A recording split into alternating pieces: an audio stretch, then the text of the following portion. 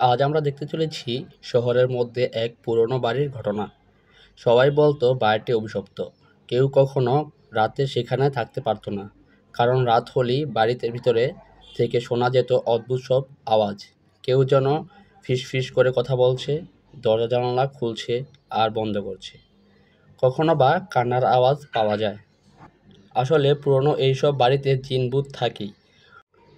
পবিত্র গ্রন্থ কোরআনে জিনের কথা অনেকবার বলা আছে। আর তাদের বাসস্থান হলো ঘন জঙ্গল এবং পরিত্যক্ত বাড়ি। যদি আপনি ধর্মকে বিশ্বাস করেন, তাহলে আপনাকে মানতেই হবে জিন বলে কিছু আছে। আজ আমরা যে বাড়িটি পরিদর্শন করতে আসছি, সেটা কয়েকশো বছর পুরনো একটি বাড়ি। স্থানীয় মানুষের মুখে এর অনেক ভৌতিক ঘটনা শুনতে পাওয়া যায়, কিন্তু দিনের বেলায় একদম শুনশান, ভয়ের কোনো অস্তিত্ব নেই। কিন্তু রাত হলেই শুরু হয় আতঙ্ক। কেউ বা দাঁড়িয়ে থাকে সাদা জুব্বা পরে, বাড়ির আশেপাশে ঘোরাফেরা করে। কখনো দেখা যায় ছাদে, কখনো বাড়ির এক কোণে। এমন করেই বাড়ির চারপাশ ঘোরাফেরা করে। আবার কখনো দেখা যায় বিশাল বড় সাপের আকৃতি নিয়ে বাড়ির আশেপাশে ঘোরাফেরা করছে। আবার কখনো দেখা যায় কালো একটা বিড়াল হয়ে বাড়ির এপাশ থেকে ওপাশ দৌড়াদৌড়ি করছে। আসলে রাত হলে এর পরিবেশ অন্যরকম হয়ে যায়। দিনের বেলা স্বাভাবিক মনে হলেও রাতে এর পরিবেশ হয়ে যায় অন্যরকম, ভৌতিক।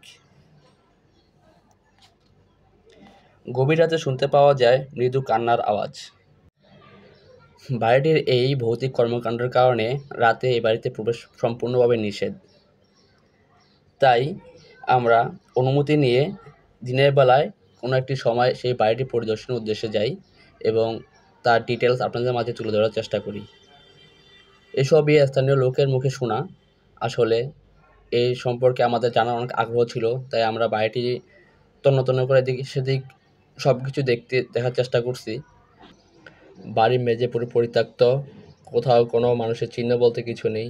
উপরে পার্টিশনগুলো খসে খসে পড়ছে, দেয়াল যেন জরাশীর্ণ এক আতঙ্কের মতো, চারদিক কালো কালো ছোপ ছোপ দাগ।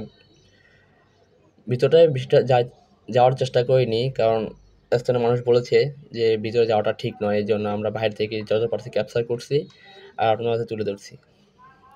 এই ছিল আজকে আমাদের ভৌতিক বাড়ি নিয়ে কথা।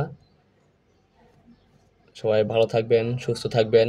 আরও এরকম ভৌতিক কাহিনী জানার জন্য আমাদের চ্যানেলকে সাবস্ক্রাইব করবেন, পাশে থাকবেন, এটাই আপনাদের কাছে অনুরোধ। আজ এই বলে শেষ করলাম। আল্লাহ হাফেজ। আসসালামু আলাইকুম।